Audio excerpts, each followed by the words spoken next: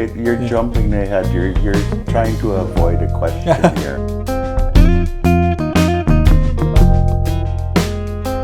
But people oftentimes don't believe that because we're all evil capitalists. Yeah, no, there's a lot of people who come to me and ask me a question as to what's the right way to price a work, or how should they invest in art.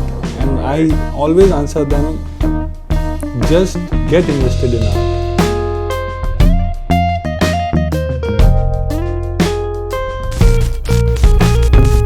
We ready?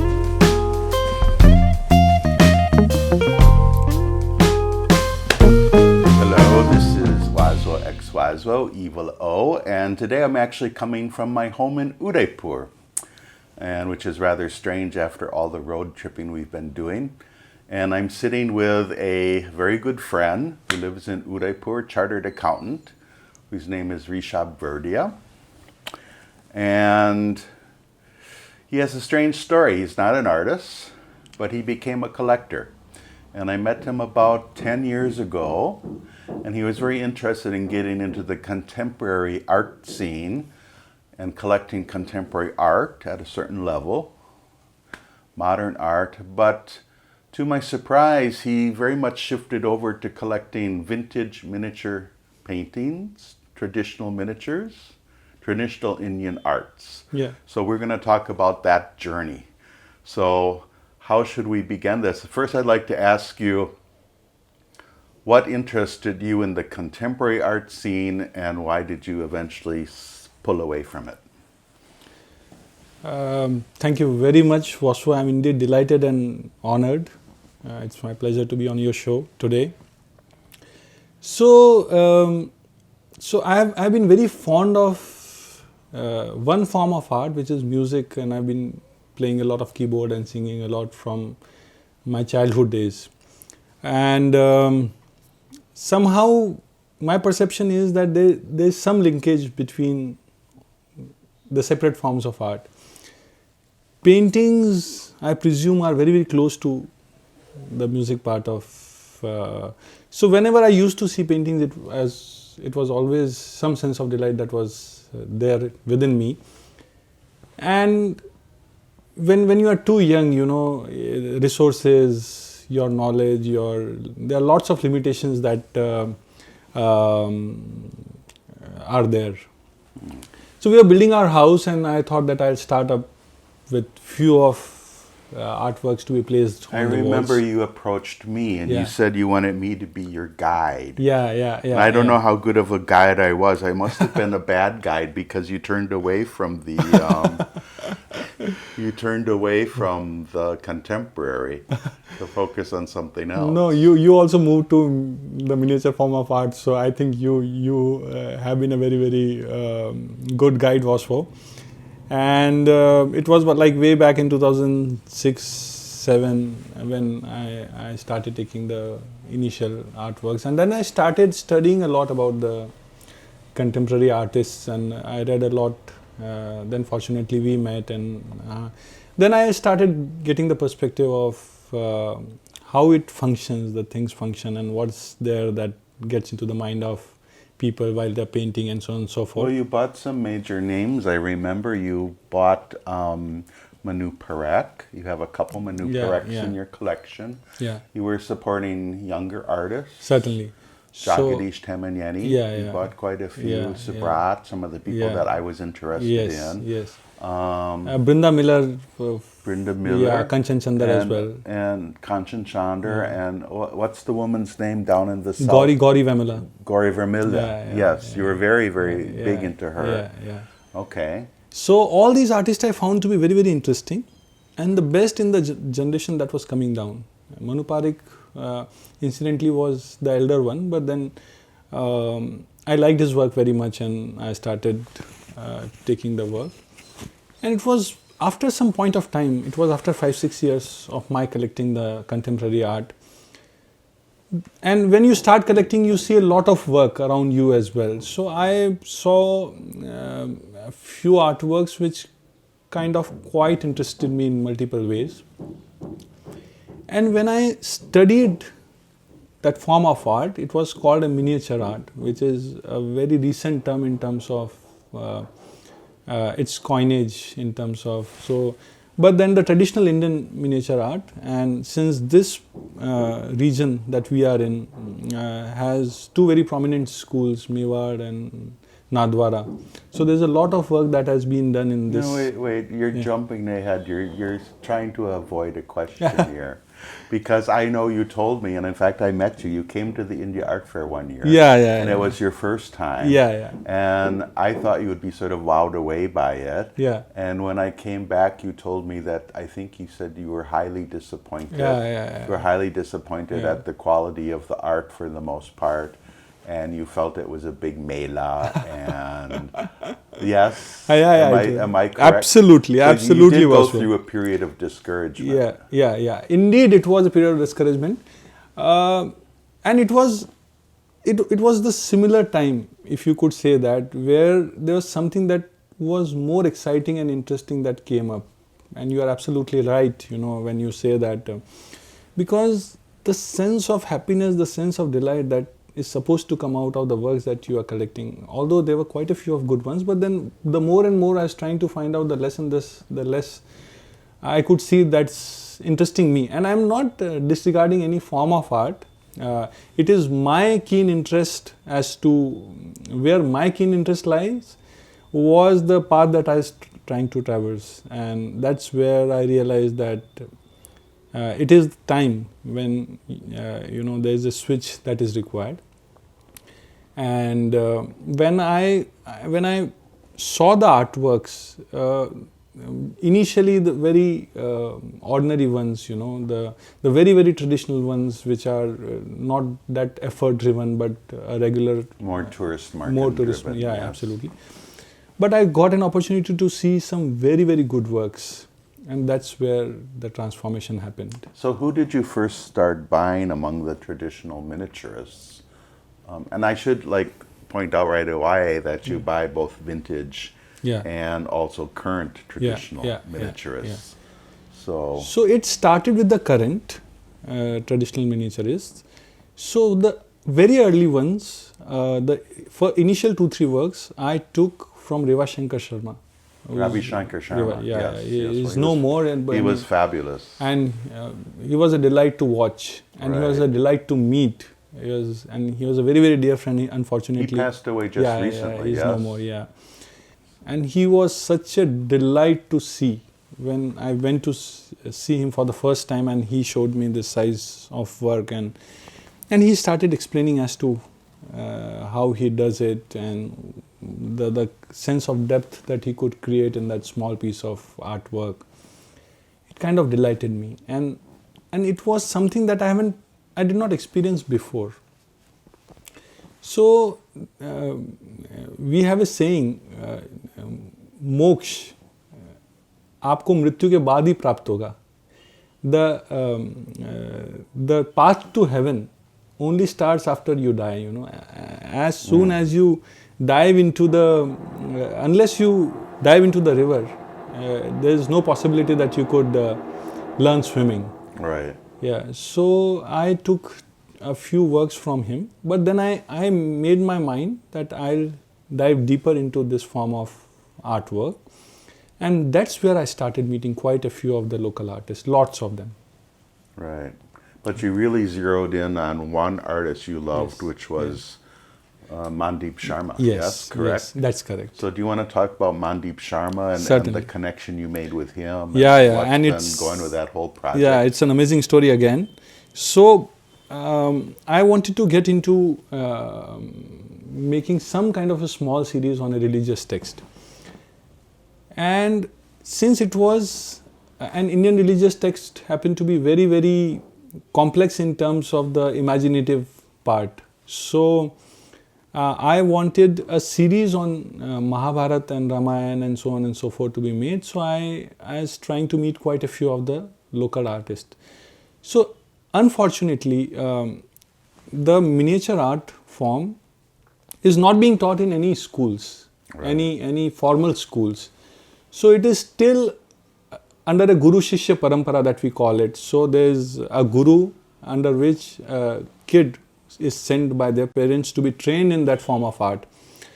A very long and a very tedious process. And when you go and see, and of course, since you are very deeply involved, but the people who are viewing it might not be very cognizant about it.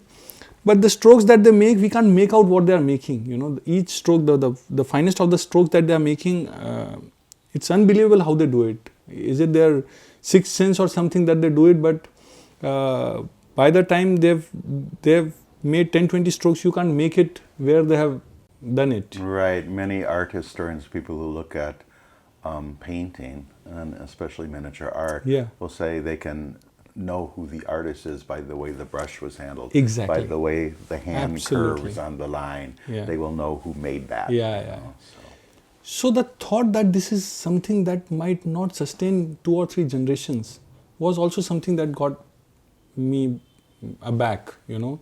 There's a beautiful form of work that are happening, and then something that's still working and Yeah, yeah. blossoming here in Rajasthan, but is fading. Yeah. But has the potential to blossom, I should absolutely, say. absolutely. So you wanted to support that. Yeah. So I tried to find out quite a few of artists, but every one of them I'll ask to draw something in front of me, Right.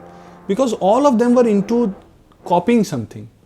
That was the easier way of doing Yeah, work. it's a horrible problem. Yeah. Is the copy. Yeah. Just Exactly. effect. So they would either copy Reva Shankar Sharma or Ram Shankar Sharma, the legendary ones, or B.G. Sharma and so on and so forth. And the ones who could copy better were the ones who were considered to be legendary in the field, and it's no one else who was doing something that was creative, something Yes. that was by themselves. So I was getting upset by the time I had met 10-12 artists, and then I found this artist who quite a few of people had said does some good work. So I couldn't get his number, so I wrote him on Facebook as to whether he would be interested to come and meet me, and he replied back the same day. And he came back to my office with a beautiful piece of work, that was, and it was Ganesh and Kartikeyan, Parvati ji, and it was a beautiful scene. And I said, "Wow, that's beautiful. And is it a copy, or have you created it by yourself?" And he said, "No, it is my own creation." And I was delighted. And I was really delighted. So I asked him, "Okay, if you can create something of that level, can you do me a drawing? I want to get a series on Mahabharata. Can you do me a drawing of Bhishma's death?" And he said, "Give me some time, I'll do it right away." And he did that drawing like in 15-20 minutes. In your office. In my office, Well, in you front at of your me. desk, right, yeah. And the perspective that he put forward around that drawing was again amazing. And he explained me as to how he has placed Bhishma, how he has placed Arjun, how he has placed the 4 Pandavas, and how he has placed Krishna. And I said, "Whom do you work for?" And he said, "Typically for 2-3 galleries." And I said, "Would you like to work with me?" And he was a little skeptical. It was a first meeting, and I said, "My search is over as far as I am concerned." He was the one. Yeah, and he Okay. said, "I don't understand what you are saying." A very young guy, you know, Yeah. not even 30 at that time. And I said, "My search is over, and would you like to work with me for a longer period of time?" And he said, "But if you stop buying, and if I break the relationship with the galleries and so on and so forth," there were so many questions that came up. Of course. And I told him that, "Okay, let's start step by step, you know, I also asked him a question also, "Is this the best that you could do?" And he said, "No, I can do much better." So I said, "Why are you not doing much better then?" And he said, "Boss, nobody buys it, you know. If you go to the galleries, they will negotiate it at such a price that we have to it doesn't make a commercial sense, the best of the pieces." You often hear that from the miniature painters. Yes. It's just like, I can do so much better, Yeah. but why should I put in 6 months worth Absolutely. of time when nobody wants to pay that kind of money for it? Absolutely. And he said You that know? doing works which are finishing in 10-15 days are paying much more. I don't want to spend 2-3 months on a painting and get way lesser, because it's a tedious work to get into it at that depth. And I said, I promise you, whatever you create, you have to create the best that you can create. I'll take it. We'll make some arrangement. And if there are people whom you want to still work with, keep working. There's no issue. Because even I don't have the resources to kind of... So how many years have you been working with Mandeep So it now? is 8th year last month. And you've also been, can I talk about this? Yeah, certainly. You've also been working with Sonika Soni, I think, and Vinit Vyas. Yes. And the plan is you're going to do a book on all of these things, correct? Yeah, absolutely. Okay. So you have a larger plan. Yeah. Because you think like a businessman. No, I would beg to differ here, Vaswo, and there are people who keep asking me this question, is it a business plan? To me, Mandeep's collection is not a business. It is his positioning that he could never make by himself is the plan. See, what happened is that the ones who became legendary were able to keep some of their works to showcase. Yeah. For example, B.G. Sharma had a very large gallery because he had prints coming out, Reva Shankar Sharma ji had local galleries who were able to display his work and then for high prices. Yeah. But these young artists, every work they make, they have to sell to run their families. Mandeep's father was keeping ill. He was the one who was supposed to run the show for the family. So he would never be able to hold it for that while. So I promised him I'll collect it for you and I'll keep collecting it for you. And you can use it for your display whenever you want. And I have kept my promise till date, and once we are done with the level of work that we need to transform it into a good show or something, I think, and he's still free, I don't coerce him into just working for me, but then we are very dear friends more than any other relationship, and we spend, I think, almost half a day every month together. And we go on a dinner every month together, and it's such a delight to spend time with him that it's... Well, I asked you the business plan question because I just wanted to get that out there, because many people do think about, well, what's the business plan as soon as I hear. I always heard that when I was making the print collection. What's your business plan? You're going to make a book, then you're going to resell these at auction or what? It was like, no, I'm going to donate them to a museum in the US. I'm going to give it all away, which I did. But people oftentimes don't believe that because we're all evil capitalists. Yeah, no, there's a lot of people who come to me and ask me a question as to what's the right way to price a work, or how should they invest in art. And I always answer them, just get invested in art. That is the only way. Get invested psychologically. Psychologically. Absolutely. Right. And there's no right formula, and if you're trying to find a right formula, you're going to fail. Art is something that's not mathematics. So if you're trying to find a formula in art, there's no way. You have to drown, you have to, so mrityu ke baad moksha milega is the only formula that you have to pursue. And you being a very huge collector yourself, it's kind of a adrenaline rush. It's kind of a... I'm a little mucher. I'm a little, what's the word, ninty? I'm a little ant when it comes to being a collector compared to many people, including you, I think. Of course not. But anyway. No, I think what you're doing is fabulous. And I was so impressed because how this interview is taking place today is because Rishabh gave a talk to, I believe, a businessmen's group. Yes?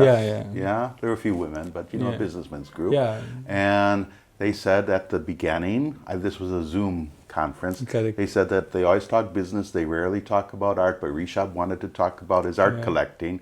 And you gave such an incredibly beautiful presentation.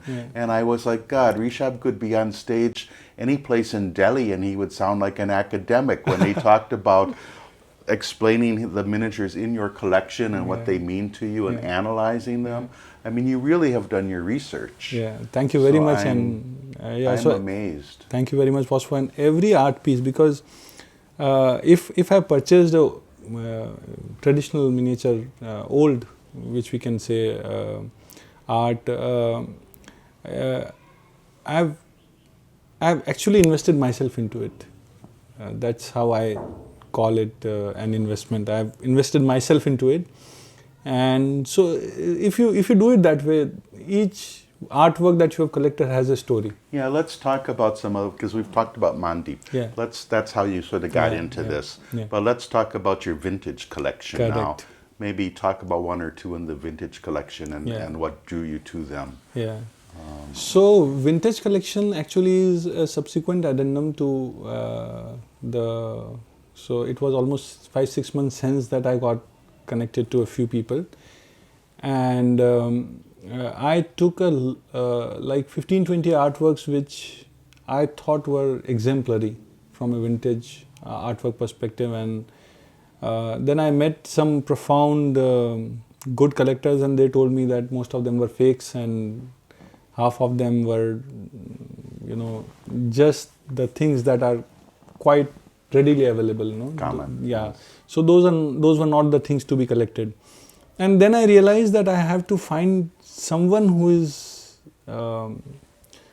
cognizant of both the things, because while you are acquiring, and people like us eventually get into such kind of a rush that we end up taking up everything, so there's some level of advisory that's required.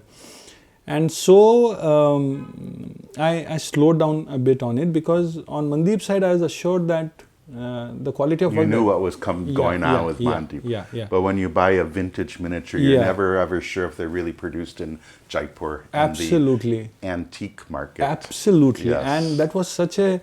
so I'd like to share a story where I purchased a beautiful piece of painting from a gallery in the town, and they said that this kind of 200 years old, and it's from the Jagdish temple and so on and so forth, the Lord Jagdish painting.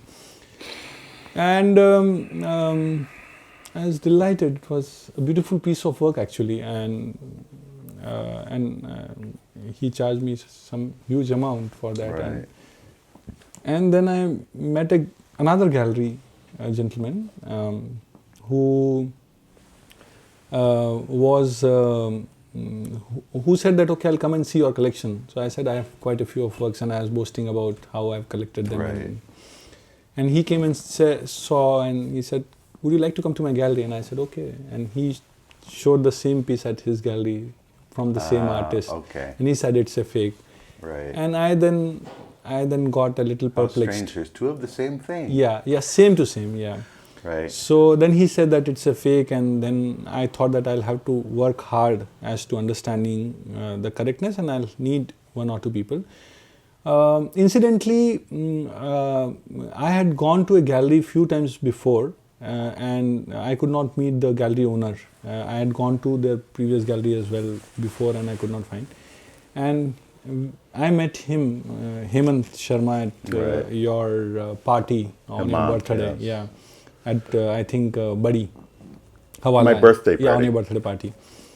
And I talked to him, and I found that he could be a good guide if I take a consulting from him, because there are quite a few of galleries that are available, but then, and I took quite a few of works from him, and I find him on to be quite honest. yeah, and he has And been he's very got kind. some very high level collectors buying from him who are very well known, and they get reproduced in books and whatever. Yeah. So he always says to me, he says, Waswo, why would I cheat you? Because if you find out, then you're going to destroy my whole reputation Absolutely. with this network I've built. Yeah. And sometimes he's quite honest. He says, this is cheap because it's probably a fake. I don't know. This is really expensive because I know it's 100% And real. he has been very kind to help also. It's not just that I purchased it, but then if I need some advice as to how to perceive and how to look and how to value things, he has been very kind to help.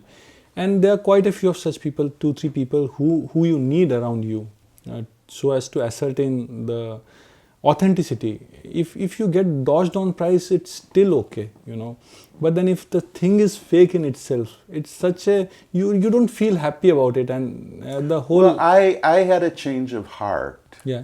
When I went to Hyderabad and Veronica Seraph and I got together, and she gave a talk, and then later, I knew her before that, but we started talking, and Veronica said she had come to the conclusion that with some of the fakes in the market, even if you get stuck with a fake, she said, don't feel brokenhearted about it. Because the fact is, in order to make that fake, they had to be so knowledgeable about the pigments and the papers, and they had to develop the skill level that it might be fake, but it's still a marvelous work of art. So just be happy you That's have true. it, That's true. Yeah.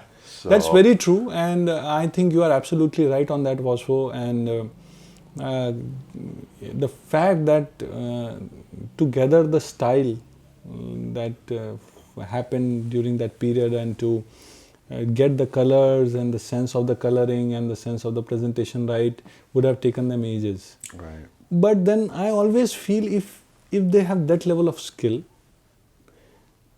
they could generate a beauty for themselves. That's what I think. Well, I find many times here, I mean, I hate to say it, but so many times the miniaturists, they have no creativity. Yeah, that's very true. And I get told all the time, like, where do I get my ideas from? And it's like, I don't know, I just think of them. It's not that hard sometimes, but I mean, that creativity, I don't think is really taught here in the schools. Because education's more rote. Memorize this, memorize this, absolutely. Copy this, memorize this. And the U.S. encourages you to think creatively. Sometimes too creatively. Indeed. I agree.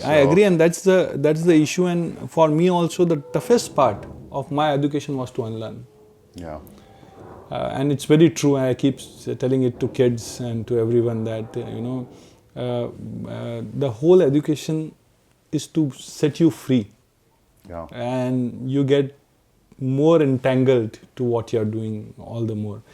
But with Mandeep, again, we talked, and I told him that, okay, come to my house, and I was playing my keyboard then, and he said, I'm painting something for you 2 days hence. And then he came with a beautiful painting where Radha was playing keyboard and Krishna was standing. You showed that to me, I think. Yeah.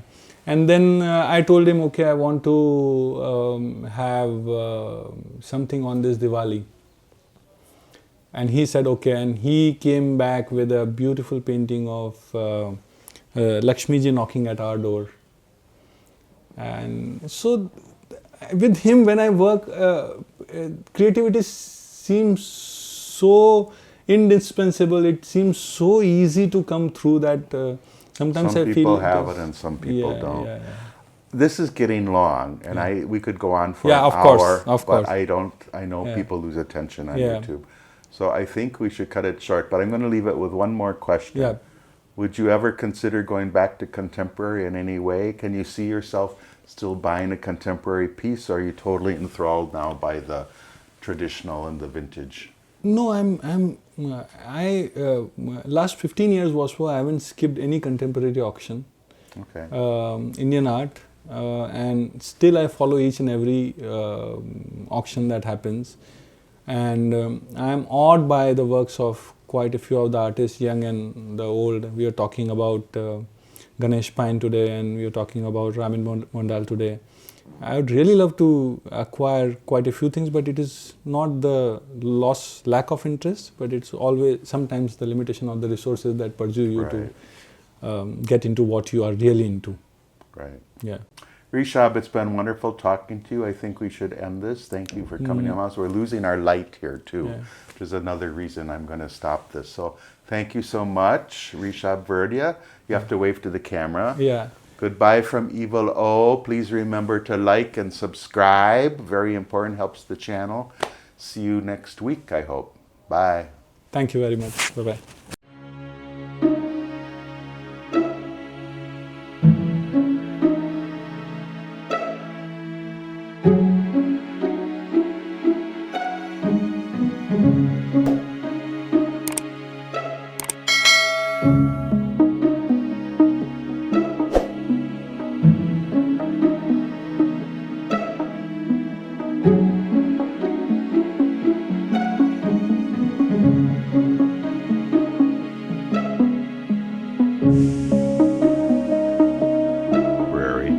To focus on something else. No, you also move